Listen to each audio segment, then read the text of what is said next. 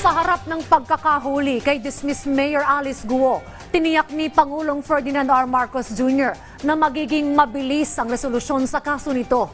Nagpasalamat din ng Pangulo sa tulong ng mga otoridad sa Indonesia para matagumpay na maaresto ang dating alkalde. Yan ang ulat ni Kenneth Pasyente.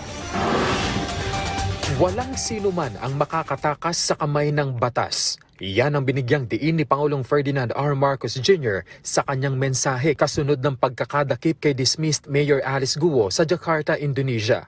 Batay sa impormasyong natanggap ng Pangulo mula sa mga otoridad, alauna ng madaling araw kanina nang maaresto si Guo. Kinilala ng Pangulo ang mga pagsisikap ng mga kinaukulang ahensya ng pamahalaan kasunod ng development na ito. I congratulate all law enforcement personnel who made this apprehension possible. The public may not know the intricate details of this mission that you have successfully accomplished, but on their behalf, accept my thanks. Ayon pa sa Pangulo, mas naging madali para sa pamahalaan ng Pilipinas ang pagtuntun kay Guo dahil na rin sa tulong ng Indonesian government. Kasabay niyan ang mariing paggiit ng Pangulo na pananagutin ang sinumang may sala. Let this serve as a warning to those who attempt to evade justice. Such is an exercise in futility.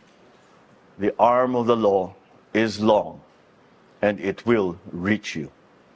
This government continues in its duty to apply the rule of law. Gayunman, ipinunto ng punong ehekutibo na mabibigyang karapatan si Guo sa mga pangangailangan nitong legal protection, pero tiniyak niya na magiging mabilis ang resolusyon sa kaso nito. Ms. Go shall be entitled to all legal protections due her under the laws of the land and pursuant to our commitment to the rule of law.